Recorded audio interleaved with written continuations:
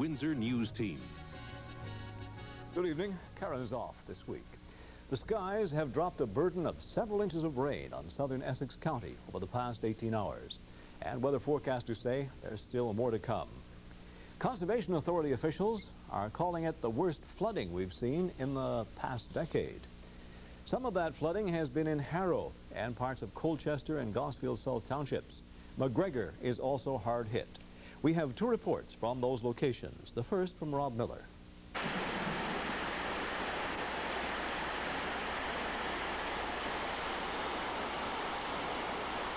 The rains struck southern Essex County early this morning. 160 millimeters or 6.5 inches in just 6 hours. Dumped on a 35-kilometer stretch from Leamington to Malden Township. Which exceeds the 1 in a 100-year rainstorm event, which is only about 4 inches. So it's about 50% higher than the 1 in a 100-year rainfall. It turned creeks into raging rivers, wiping out roads and bridges. Streets in low-lying residential areas became canoe routes and duck ponds. Corn and soybean fields became small lakes. The hardest hit areas were Colchester South and Gosfield South Townships. I know in each of those two municipalities, there were reports of approximately 100 homes flooded and or evacuated. So you have 200 to 300 homes affected. For longtime residents in the Cedar Beach area of Gosfield South Township, it's the worst flooding in decades. Time we got up this morning, 4 to 6, we had at least 3 inches in the utility room, at least that. And this is the second worst one we've had in 42 years. 15 inches. Frank Logan's living room and dining room were covered with water. You got insurance? Well, you can't get insurance for that, no. So I don't know what we're going to do. Down the road, Jim Presley had his furniture stacked up in the only dry area of his house, the bedroom. Well, a couple of the bedrooms are still dry, but the dining room, living room, kitchen, bathroom, there's about 8 inches of water on the floor. What time did it start coming in? Our neighbor phoned us about 5:30 this morning and told us we were flooding. Other than that, we didn't know anything about it. The residents' main fear now is the wind.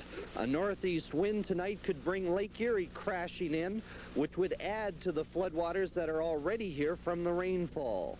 Rob Miller, CBC News, southern Essex County.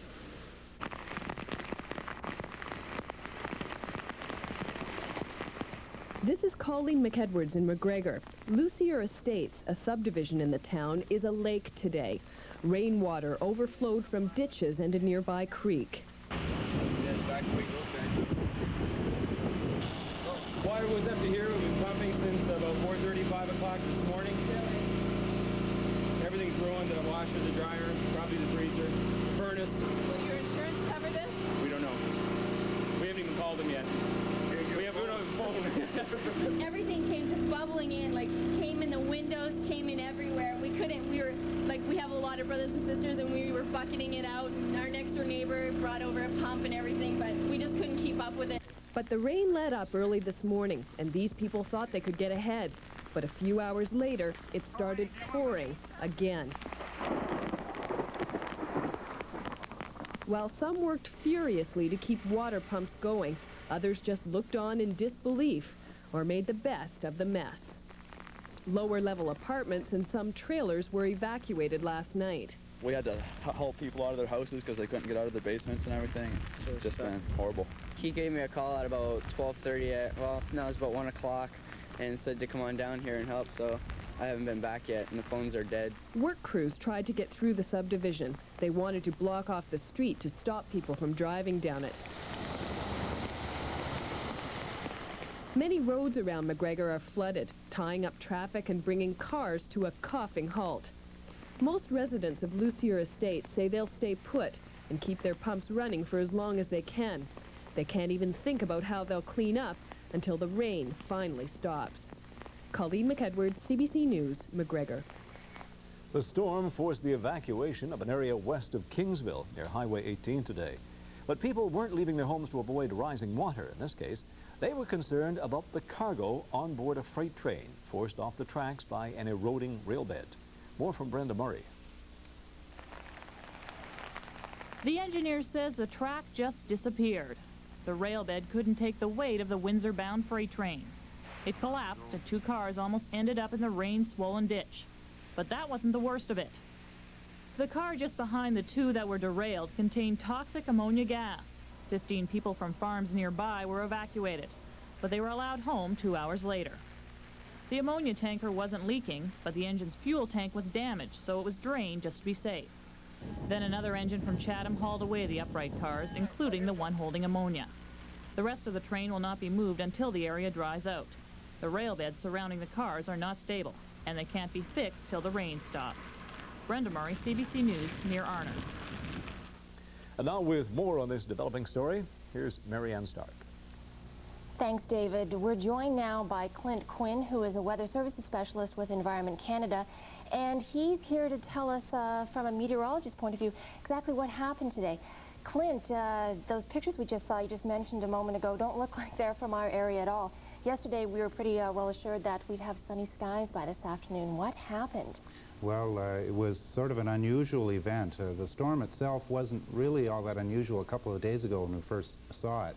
However, as it moved up towards our region from the American Southwest, it gradually slowed down and eventually just stalled just to the southwest of Lake Erie. And when a system like that stalls, the precipitation around it just sort of hangs around wherever it happens to be. And that's what happened to southern Essex County today. There was a rather large thunderstorm complex over that area, and it just sat there all night and for a good deal of the morning as well. So it just sort of petered out eventually, but then redeveloped later on in the morning, and gave about incredible amounts really of rainfall, up to about 135 millimeters down in Amherstburg, and around 260 millimeters, which is just about unheard of as far as I'm concerned in Harrow. Now, is that common for a system to stop dead in its tracks like that? No, it isn't, Marianne. They usually sweep through this area fairly quickly, in any case, a storm like this doesn't usually move through these latitudes, so most of the times these storms this time of the year are further north of here. However, we just happened to hit an unusual combination of the storm tracks being further south than normal, and then this stalling phenomenon, which happens kind of rarely, and when it does happen, it's usually in the winter or in the spring. Is the worst over, or what's to come? Well, it looks like things are going to start dissipating in the next 24 hours or so. The storm is still stalled, however, it's starting to dissipate very, very slowly. The showers should end by tomorrow morning, and then cloudiness remaining around the region right through until early on Saturday, but then for the rest of the weekend it looks pretty reasonable. So the sunshine will be back eventually? That's right, and temperatures will be quite nice actually. By Sunday we should be up in the high 20s. Okay, thanks a lot, Clint. Bye-bye. There is other news today.